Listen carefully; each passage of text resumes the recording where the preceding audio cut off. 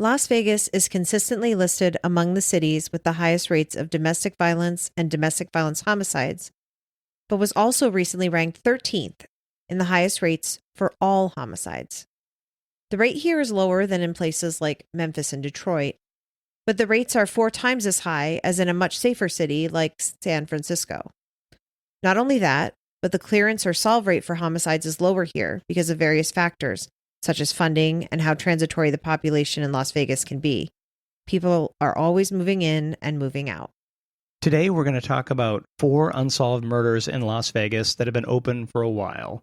It's so important that we keep these cases on people's minds, making it more likely that anyone with information will come forward and help solve them. It's 4 tragic and baffling stories of lives lost and 4 families devastated by those losses.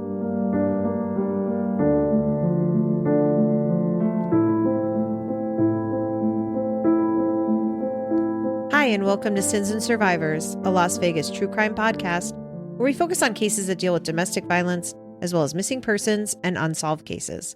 I'm your host, Sean. And I'm your co-host, John. After our 3-part anthology series on the Lake Mead recreational area, we came across a list of unsolved homicides that have occurred here in Las Vegas, and we decided to take the opportunity to bring them to you in another anthology episode. Some of the cases weren't covered in much depth by the local news, something we complain about often, and as a result, we have relatively little information about the victims, but we'll tell you what we were able to find, and hopefully someone listening will come forward and bring these families the closure they've been waiting for a long time. So today, we're talking about the murders of Eugene Bell, Celia Luna Delgado, Brittney Biggs, and John Norris. Do you want to get us started with our first case this week, Eugene Bell? Sure. Eugene Bell was born on October 28, 1984 in Albuquerque, New Mexico. He was the son of Priscilla Cobbs and Eugene Bell and had 3 sisters named Tanisha, Brittney, and April. His family described him as having a loud voice, a big smile, and a great sense of humor, always wanting to make people laugh. They also said that he had a huge appetite. He just loved to eat. According to them, he was a very caring guy who was never afraid to show it. In the photos his family shared, all of that comes through. His large family seemed to always be having fun and laughing when they spent time together. Eugene graduated from West Mesa High School in Albuquerque in 2004. He played varsity football there for the Mustangs for all 4 years, and before that, he had played with the New Mexico Young America Football League. He was also a huge Dallas Cowboys fan, and you could often catch him talking football with his friends and family. After high school, he pursued a degree in film at Central New Mexico Community College, one of the digital media degrees they offer. He had 2 children, a son, Dijon, and a daughter, Amari, who he was very devoted to. He always did everything in his power to make sure they were happy and taken care of. There are so many photos of him with the kids, and even videos of him having a dance party with his daughter. When he was a teenager, he worked for the city of Albuquerque in the Thomas Bell Community Center, which is actually named for his grandfather. He also worked as a chef at a nearby Sheraton, and according to his family, he often used them as taste testers for his recipes there, which I'm sure they must have loved. In 2013, he took a job driving an 18-wheeler, which allowed him to travel a lot and, not surprisingly, build up a lot of long-distance friendships as he crisscrossed the Southwest. He'd visit those friends when he drove through, often stopping to spend time with the people he'd met. One of his favorite places was Las Vegas, and he had friends here too. His sister April said that Las Vegas was where he came to play. During that time, he kept in touch with his family, and especially his kids, over FaceTime from the cab of his truck when he took breaks from the long days on the road, being the great dad he was. When he was home, his friends would know it based on the big rig parked out in front of his mom's house. For his 33rd birthday in 2017, he decided he was going to spend it in Las Vegas. He came into town in October, and for the days leading up to his birthday, he hung out with friends, drinking in various locations, but sadly, this visit ended in tragedy and a mystery. On the morning of October 26th, around 6:20 a.m., Las Vegas Metro was called to a Terrible's gas station at 4150 South Durango, near the corner of Flamingo. A woman who was very intoxicated had driven to the gas station looking for help because her friend had been shot in the chest. That friend was Eugene. When the police arrived, they discovered that Eugene was in the back of her car, and sadly, he had died. Because of how intoxicated she was not able to provide the detectives with much information about what happened, just that they'd been drinking in several places. They quickly determined that the shooting probably happened at an apartment complex nearby, but there is no information on what, if anything, they learned when they investigated at the complex when they surrounded it that morning and attempted to gather what information they could. Also, very strangely, some news sources say that the woman who brought Eugene to the gas station for help was cleared and isn't a suspect, and that she was cooperative. But other sources say very specifically that she refused to cooperate with the police and that they think she knows more than she's willing to tell. But she was certainly determined to be a friend of Eugene's, but beyond that, there isn't much info. It seems reasonable that if she didn't cooperate, she would have been brought in for questioning, but that doesn't appear to be the case based on the record. It's frustrating, but you often see conflicting reports like this, which make the details hazy. It was also reported that by the time the police got to Eugene, he had been dead for several hours. Eugene was the 186th homicide in 2017, a horribly high number. His little sister April has said that she feels like Las Vegas killed her big brother Eugene, her funny brother who was such a great dad, son, and friend to so many people. When she was interviewed, she reminded us that everyone loved him, and he was caring, maybe too caring. She refuses to come to Las Vegas or set foot in the city that she feels took her brother, while she knows his murderer walks free. It's been nearly 8 years since Eugene was murdered. His kids, his family, and all the people who loved him deserve answers, and Eugene deserves justice. Any information, however seemingly insignificant, might be the bit of information detectives need to crack this case. As always, you can remain anonymous or leave a tip with Crime Stoppers by calling 702-385-5555 or by visiting crimestoppersofnv.com, or you can always call Metro Police Homicide directly at 702-828-3521. We will share photos of Eugene and the car he was found in on our social media, along with a photo of the Terrible's gas station where all of this happened, in case that helps jog someone's memory about the events of that morning. The next case we have to share today is the unsolved murder of 24-year-old Brittney Biggs, also in 2017. Brittney was born in 1993. Her parents are Kimberly Briggs and John Schaffner. She has a younger brother named Austin Schaffner, and she has a young daughter who was only 3 years old when she lost her mom in what you'll probably agree is the most traumatic way imaginable. In an interview with News Channel 3, her loving and obviously devastated family talked about her, describing her as very kind and very loving and a great mom to her daughter. On February 8th, 2017, Brittney announced on her Facebook page that she just got a job as a tax preparer at Universal Tax and was excited about it, and things seemed to be going well for her. On February 9th, she came back to her home of about 4 years in the 1900 block of Spindrift Court near East Lake Mead Boulevard and Mount Hood. That's in the northeast part of the Las Vegas Valley. The next morning, though, she didn't show up for an appointment with a friend. Concerned, her friend came by her house around 11:30 a.m. on the 10th and knew something was wrong right away. Brittney's front door was ajar, and she could hear her daughter crying inside the house. She came in to discover her friend in the main bedroom, murdered, with her daughter in the next room. Police arrived quickly and initially noted that they didn't think they saw any visible signs of trauma, but the next day the Clark County coroner determined that she had in fact been beaten and strangled to death, again, with her toddler daughter in the next room. To the police, her house seemed like it had been ransacked, but they determined the only things that were missing were her debit and EBT cards and her cell phone. Later, her daughter told her grandparents some truly terrifying and heartbreaking things about that night. She told them that someone had come into her room and told her to be quiet, and then put a blanket over her. And in the morning, she'd come into her mom's room and tried to wake her up several times before she was discovered by Brittney's friend. Police were left with a lot of questions about who could have committed this crime. It turned out there were no signs of forced entry into the home, so was it possible she knew her murderer? She was known to sell things online, like clothing and other items, so initially they thought it might have been related to one of those transactions. But if they found any evidence to support that theory, they didn't share it. Her family believes that her murderer knew her because the home was ransacked, but that person only took her EBT debit card and cell phone, 3 of the most traceable things that there are. Their thinking is that her cell phone might have contained text messages or other evidence that the murderer might have wanted to dispose of. They also have theories about other potential suspects. Brittney had a new boyfriend she'd been seeing for only a few weeks, and her family found his behavior suspicious. But we couldn't find any information indicating he had been investigated or even questioned. The family did mention that he seemed genuinely upset over her murder. Another person they suspected was someone they described as a creepy guy from her church. Allegedly, on the very day Brittney was discovered, he posted online that a friend of his had been strangled, but the coroner hadn't determined that was Brittney's cause of death until the next day. Of course, we should note that it's possible this could have just been a guess on his part, and that person hasn't been charged. The family has also called out Metro for not doing a DNA analysis, looking for DNA under Brittney's fingernails.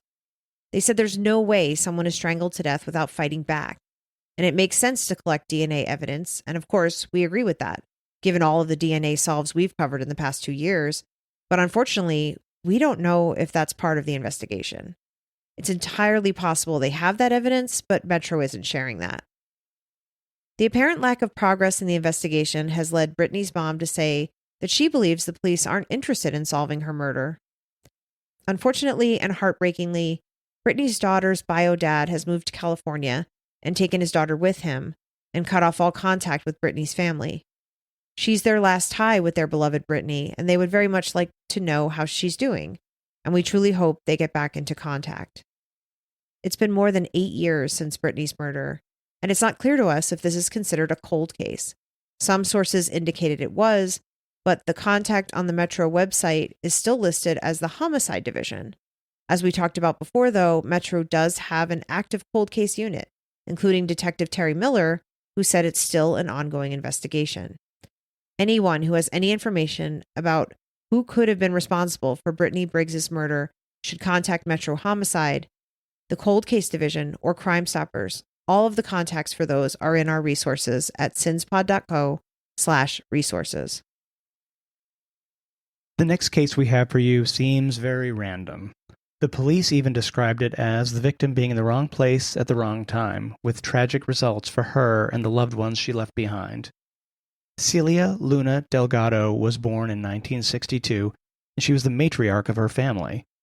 She has 3 adult children named Sheila Padilla, Carlos Perez Luna, and Esau Felix Jr., and she has 3 grandchildren, not to mention brothers and sisters, and as her family tells it, a never-ending number of friends who have turned into family. From everything we've read about her, family was the most important thing to Celia. Before 9 a.m. on January 11, 2018, Celia, who was 55 at the time, went to work as she had for the previous 3 years at the express check cashing location at 1411 North Jones Boulevard near Vegas Drive. Company policy was apparently that only one person opened the store, so Celia was alone. As she was opening the store, she was confronted by 2 young men in their early 20s or late teens, who, according to police, had likely been casing the location, waiting for an employee to arrive. Just after Celia opened, they forced her into the back room of the business and demanded she give them all the money in the safe. This express check cashing wasn't in the safest area, and other nearby businesses had been robbed in the past, so this was something Celia had thought about. Her family was worried about her, especially since it was a check cashing business that had a lot of cash on hand, and she had talked about this with her daughter, Shayla. She told her that she'd never risk her life for this business, because she valued her own life over the business, which, of course, is the right way to think about it. She said they're insured, and she wasn't going to play at being brave. Also, we should note that before the robbery, Shayla said her mom never felt threatened or scared at work. When the young men forced her into the back room, she did everything they said, but they got frustrated and enraged when they found out she couldn't get into the safe because it was a time-based lock. She had no control over when it opened. The 2 men must have panicked because they ended up shooting her in the back and fleeing the scene. Celia was able to call 911 and tell them that she'd been shot. First responders arrived quickly, and she was transported to University Medical Center, but unfortunately she passed away just 2 hours later. Considering it was a check-cashing store and it was 2018, You might expect that they have a great or at least functional surveillance system, but it turns out that their cameras weren't working at the time. Police pursued various leads, including surveillance video from nearby businesses, but no identification could be made. The two young men had fled into a nearby residential area and no one could be located who had seen them. They even left a piece of clothing behind, but 8 years later, no suspects have been found and no arrests have been made. Ray Spencer, a detective with Las Vegas Metro Police, said that it was one of the cases that bothered him the most from 2018 because it was just so senseless. Celia did exactly what they said, and she had no ability to give them what they wanted. They had no reason at all to shoot her. He said that in crimes like this, someone always talks about it, so it's very possible that someone here in Vegas knows something about who did this. The police and her family have pleaded with the public to come forward with any leads they might have, however seemingly small or insignificant. Her devastated family knows that finding the people responsible won't bring Celia back, but as they've said, and we agree, she deserves justice. Because of the outrageous incompetence of the business for not having a working alarm system, security personnel, or a surveillance system, the family brought a wrongful death suit against the company in 2019. While this also won't bring Celia back, it is important to hold companies accountable. The most important part now for her family is to find the people responsible for this senseless crime. If you were in the area of Jones and Vegas Drive on January 11th, 2018, or you have any information that could help with the investigation, please call Metro Homicide or Crime Stoppers to remain anonymous. The final case we have for you today is another very frustrating one with relatively little information to go on beyond the location where the crime occurred. Alton, Illinois native John Norris was a 51-year-old Navy veteran living in Las Vegas in 2009. His family described him as a jokester and a dedicated fan of the St. Louis Cardinals. He was extremely close to his younger brother Matt, who he spoke to nearly every day. He moved here around 2005 for a reason we've heard before, to make a better life for him and his teenage daughter, Whitney, who was 19 in 2009. He was putting himself through massage therapy school and working 2 jobs to pay rent and make ends meet. Just a few years earlier, Las Vegas was absolutely booming. Cranes dotted the skyline, building new high-rise casinos, and new neighborhoods were springing up all over the valley overnight. Real estate prices were sky high, and it had never been easier to get a mortgage. There were people who you'd consider middle class who were buying several homes, way more than their income could really pay for, with no scrutiny at all. In 2009, though, Las Vegas was at the center of one of the worst economic collapses in U.S. history. That housing bubble burst, and we entered the Great Recession. Home prices collapsed, people lost their jobs, and foreclosures were extremely common. There were layoffs in construction, obviously, but also in real estate and hospitality. In a given neighborhood, sometimes half the homes were abandoned, foreclosed on by the bank, or worse, occupied by squatters. The previous owners often left in the middle of the night, leaving most of their belongings and even their cats and dogs behind. They just walked away.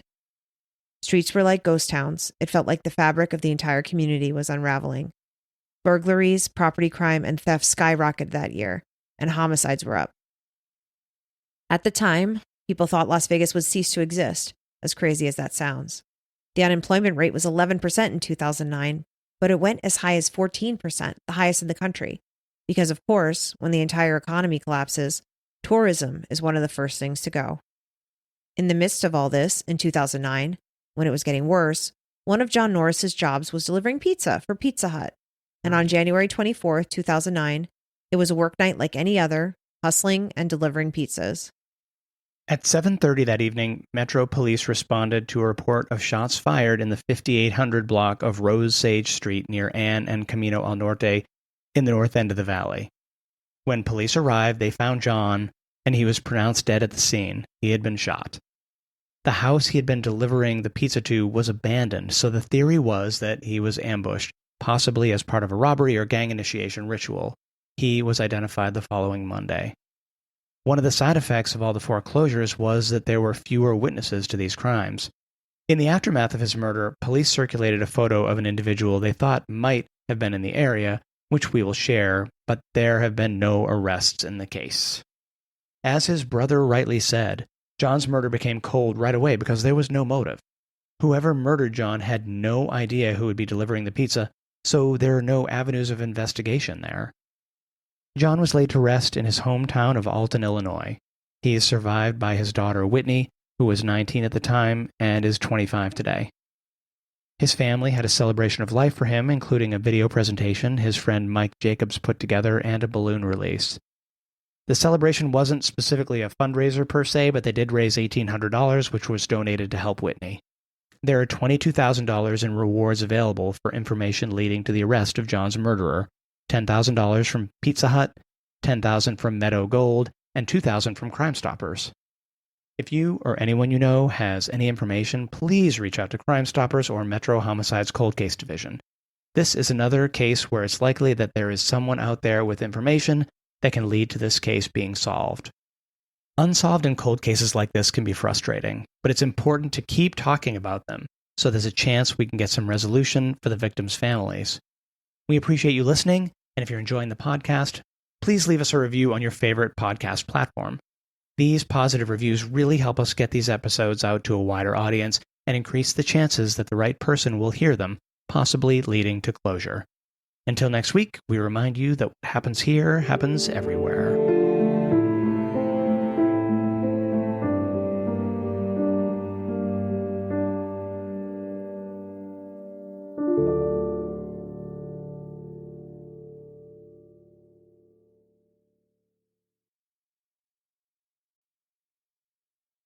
Thanks for listening. Visit sinspod.co/subscribe for exclusive bonus content and to listen ad-free. Remember to like and follow us on Instagram, Facebook, TikTok, and Threads at Sins and Survivors. If you're enjoying the podcast, please leave us a review on your podcast platform of choice. You can contact us at questions@sinsandsurvivors.com. If you or someone you know is affected by domestic violence or needs support, please reach out to local resources or the National Domestic Violence Hotline. A list of resources is available on our website, sinsandsurvivors.com. Sins and Survivors, a Las Vegas true crime podcast, is researched, written, and produced by your hosts, Sean and John. The information shared in this podcast is accurate at the time of recording. If you have questions, concerns, or corrections, please email us. Links to source material for this episode can be found on our website, sinsandsurvivors.com. The views and opinions expressed in this podcast are solely those of the podcast creators, hosts, and their guests. All individuals are innocent until proven guilty. This content does not constitute legal advice. Listeners are encouraged to consult with legal professionals for guidance.